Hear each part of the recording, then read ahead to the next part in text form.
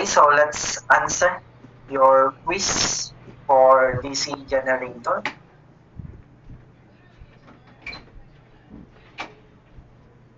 Okay, for DC gen quiz. Number 1 tayo.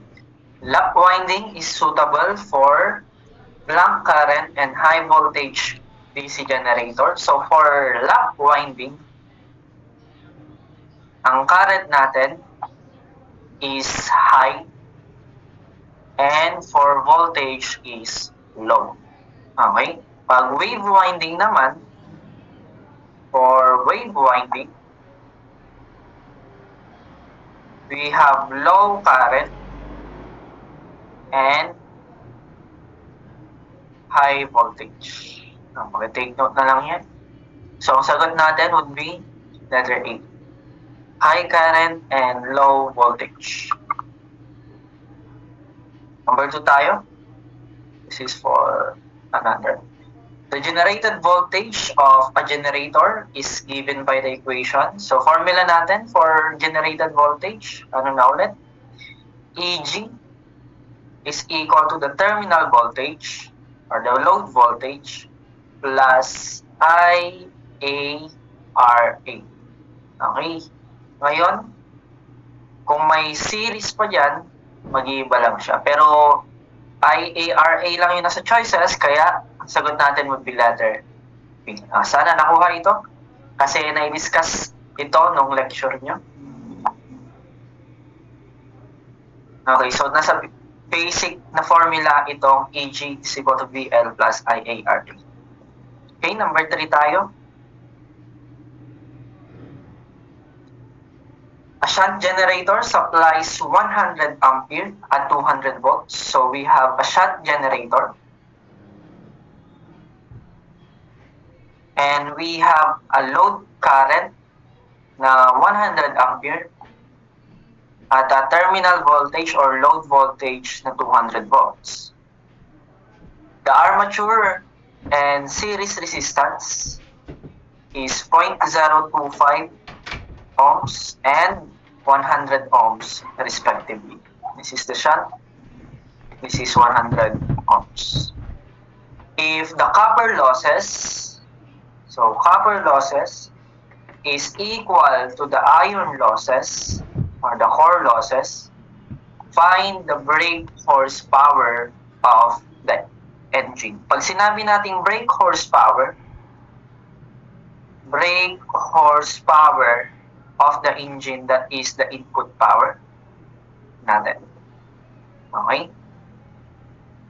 So, yan yung hinahanap natin. So, mag-draw tayo ng circuit.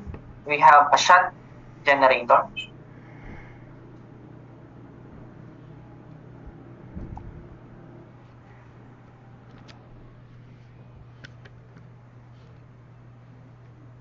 Okay? So, yan yung shunt generator natin.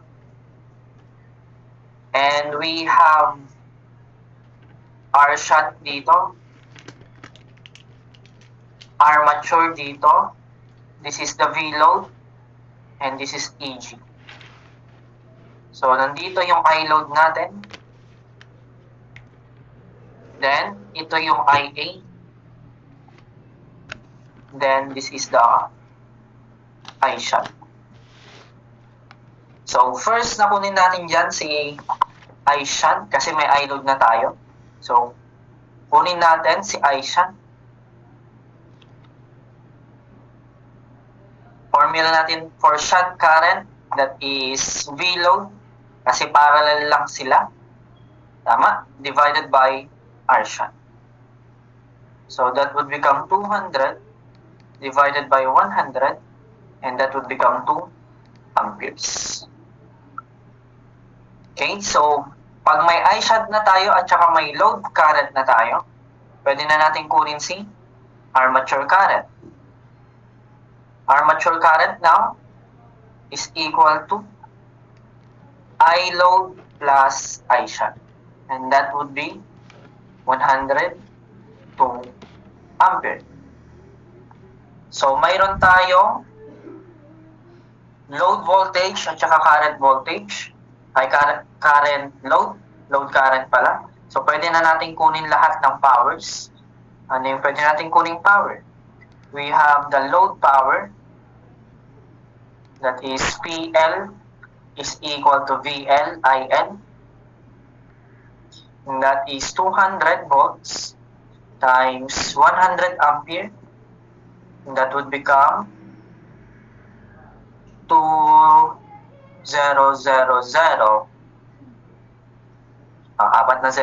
20,000 watts. Or simply, 20 kilowatts. Ano pa yung mga power na pwede natin kunin? Pwede natin kunin lahat ng copper losses. That is the armature, the shunt, at saka yan na yan. Kasi walang series. So, makukuha natin ngayon si copper losses. Ang copper losses natin would become P armature plus P shunt. Okay? So, kunin muna natin si P armature. Formula natin for armature loss, that is IA squared RA. And that would become 102 squared times RA natin, 0.025 ohms. So, ilan yan? 102 squared times 0.025. That would become 260.1 watts. Then, pwede rin natin kunin si shunt power. That is I shunt squared times R shunt.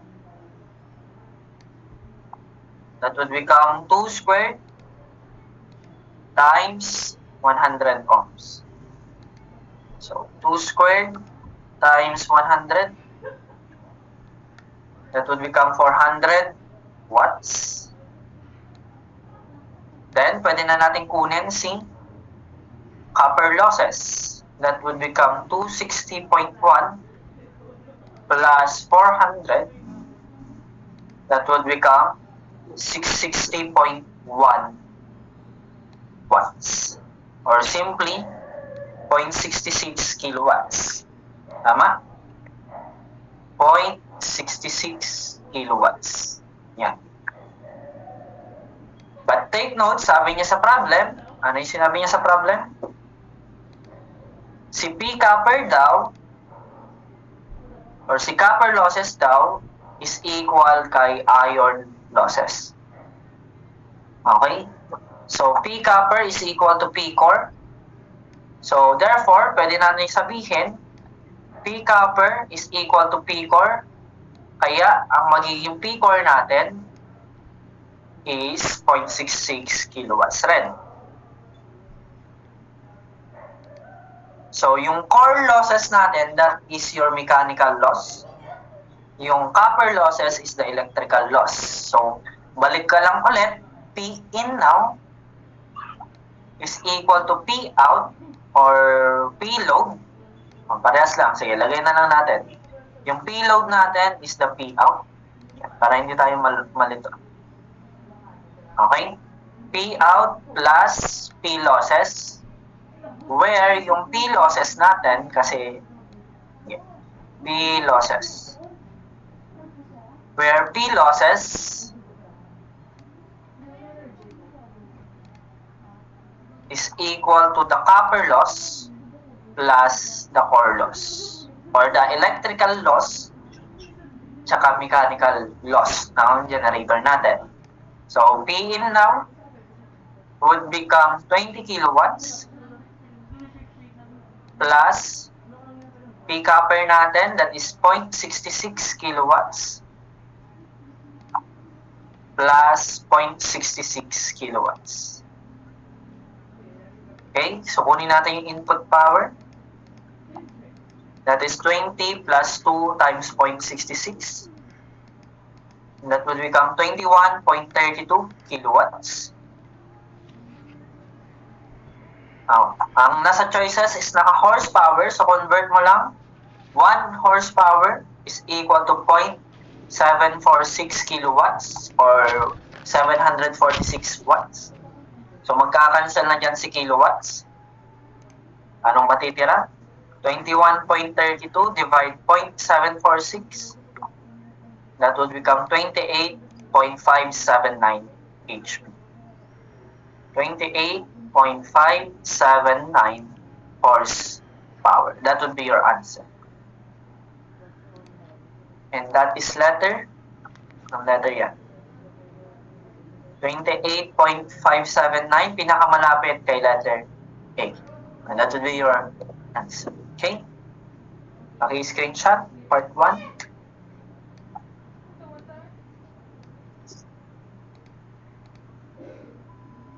Then, part 2. So, nandito yung fourth step natin, ha? This would be your fourth step.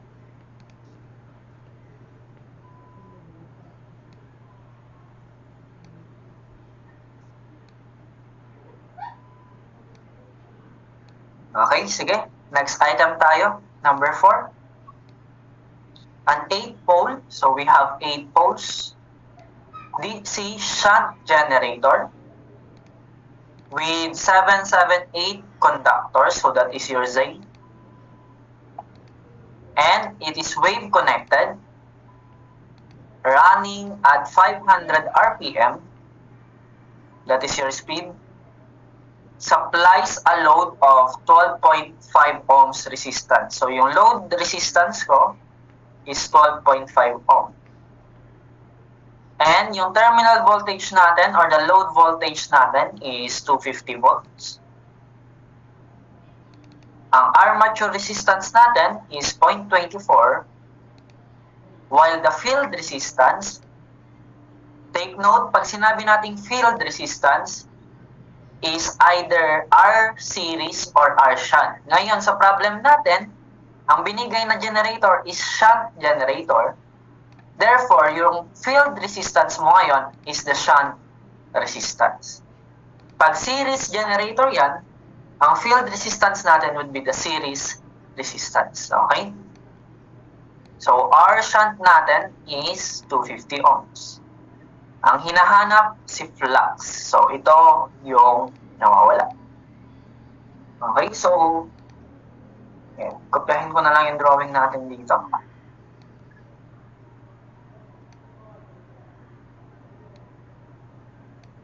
Same drawing, naka-shot lang din. So, kailangan muna natin kunin si generated voltage para mahanap natin si flux. So, first step, we need to find for our EG. Pero hindi mo pa mahahanap si EG hanggat wala kang current. So, we need to find first si IL, I shunt, at saka si armature current. Okay? So, isa-isahin natin. Si IL natin is VL divided by RL. And that would become 250 divided by 12.5. So, ilan yung load current natin? So, 250 divided by 12.5 is 20 amperes. Then, kunin natin si shunt current. That is VL divided by R shunt. So, 250 divided by 250, 1 lang pala. So, 1 ampere. Therefore, pwede na natin sabihin ngayon, si armature current is equal to IL plus I shunt. And that would become 21 amperes. Okay, so nakuha na natin yung tatlong currents natin. Next na pwede natin kunin si generated voltage. Okay? Ano yung formula natin for shunt resistance ng generated voltage? That would become VL plus IA RA. Okay? So, direct substitution, may IA tayo, may RA tayo, tsaka may VL tayo.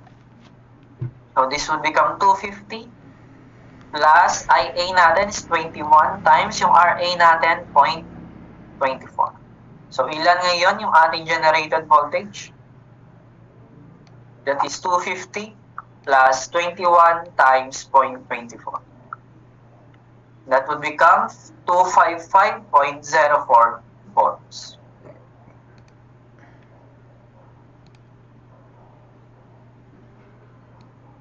Okay? So, hindi pa yan yung hinahanap. Ang hinahanap is flux. So, dyan ulit papasok yung formula ng nung EG natin naman, using flux. So, hanapin natin ngayon si flux. Ano yung formula ng EG natin? EG, or the generated voltage, is equal to number of conductors times poles times flux times speed divided by 68. Tama? Yung Z natin is the number of conductors, si P is poles, si flux, at saka si speed. Ngayon, yung A natin lang ang mag-iiba dyan. Pag lap yung winding mo, ano yung value ng A natin? Ang A natin would become MP. Yung M natin dyan is the plex. Kung duplex, simplex, triplex, quadruplex, yan. Pag wave winding naman, ang formula natin ng armature path is 2M. Okay? Yung M natin ulit dyan is the plex. Kung simplex, duplex, triplex. So dito, walang binanggit na plex sa problem. So ang i-assume natin ngayon na plex would be simplex. So assume simplex kasi walang binigay. Okay? So ano yung M natin pag simplex? M is 1. Okay? So hindi binigay kasi sa problem. So assume mo na lang na 1. So EG natin would become 255.04 is equal to number of conductors natin, that is 778. Then number of poles natin would be 8 times flux. Yung speed natin is 500 RPM divided by 60. Anong klaseng winding yung binigay? That is wave winding. So, times, yung armature path natin is 2 times M. Or that is 2 times 2. Okay, shift solve, makukuha mo na si flux. So, 255.04 is equal to 778 times 8 times X times 500 divided by 60 times 2 times 1. Shift solve. So, ilan yung natin? That would become 9.834 times 10 raised to negative 3 times 10 raised to negative 3 Weber, or that is simply 9.834 milliweber. So, that would be your answer.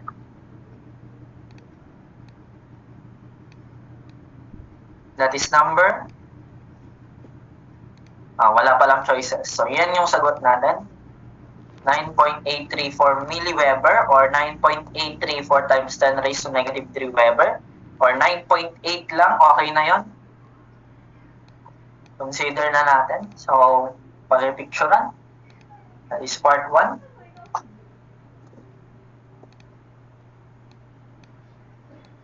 And this is part 2.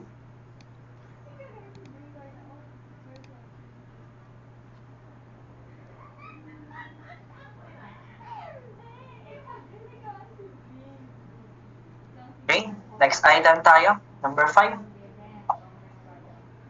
A field circuit of 200 kilowatts, that is your power ni load. Or PL na lang. Yan, load is 200 kilowatts with a terminal voltage or load voltage na 230 volts. Given na shunt generator siya, ano pa yung given? Tumatakbo at full load, or that is I load. Tama ba? The field circuit. Field circuit current. Okay, the field circuit. So, I shunt yan. I shunt natin is 8 amperes. And ang armature resistance natin at saka brush is 0.03 ohms. So, assume na lang natin armature. Hanapin mo daw si electrical efficiency. Formula natin for electrical efficiency, ano ulit? That is P out over P develop. So, kailangan natin kunin ngayon si developed power natin. At ang developed power natin sa motor is the generated voltage times the armature current. Okay, so kailangan natin kunin ulit si EG at saka si IA. So, first na palagi mong makukuha ay yung tatlong current, si I load, I shunt, at saka si armature. So, given na si I shunt, kailangan na lang natin si I load. And ang I load natin, given si power at saka voltage, that is VL squared, VL times, that is PL divided by VL. Yan. That would become 200 kilowatts divided by 230 volts. So, ilan yan? 200 divided by 230. So, ang IL natin would become 869.565 ampere.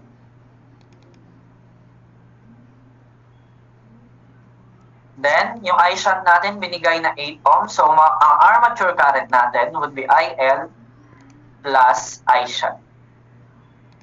So, plus 8 ampere. So, ilan yung makukuha natin? That is 877.565 amperes. Para hindi na kayo mag-type, ang gawin nyo na lang, i-store mo yung armature palagi kay A. Store kay A. Di ba? Mas madali. So, kunin na natin ngayon si EG. So, i-store mo lang yan kay A. So, ganyan dapat yung lumabas. So, next step tayo, kunin natin si generated voltage. So, generated voltage now, ano yung hinahanap sa problem? Ang hinahanap is efficiency. So, kailangan natin si EG. EG for a shunt generator. Tama, yun yung binigay. So, EG is equal to VL plus IARA. Okay? So, ilan yung VL natin dyan? That is 230 volts. Plus, yung IA natin, that is kay store A, times RA natin, ano yung value ng RA? That is 0.03 ohms. Ano pala? Times 0.03 ohms. Ano yung ba? Okay, so ilan ngayon yung ating voltage? So, 230 times plus A times 0.03. That is 256.33 volts. So, yan yung ating EG.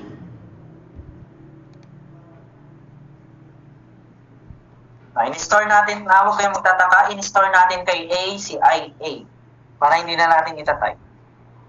Okay, so may EG ka na, may IA ka na, so pwede mo nang kunin ngayon si developed power. So, PD. Formula natin for PD is equal to EGIA.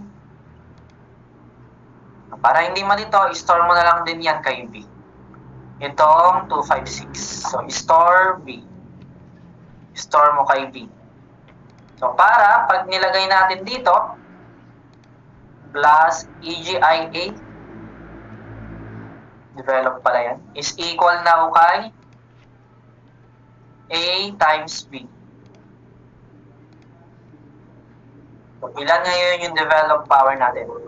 So, A times B now is equal to 24.94 kilowatts.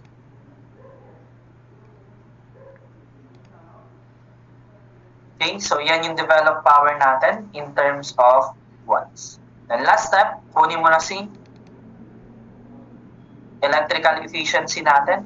That is P out over P developed. So, and efficiency now, electrical, ilan yung output power natin? That is 200 kilowatts. Then, yung developed power natin, that is 224.94 kilowatts. So, 200 kilowatts divided by answer, that would become 88.91%. So, that is your answer.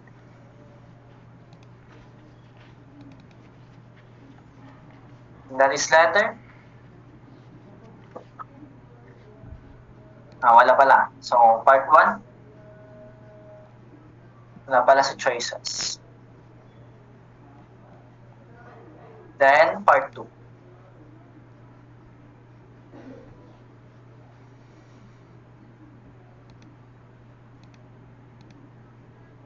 Okay, tuloy tayo.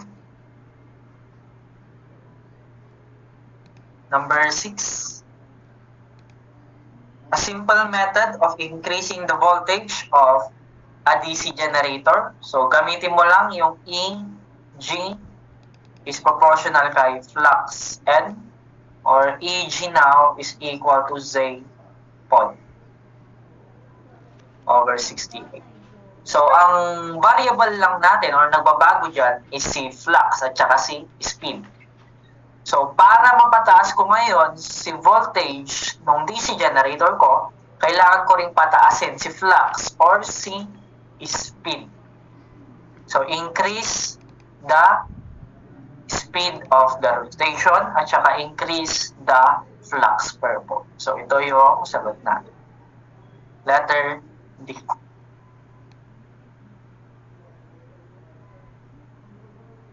Okay, number 7.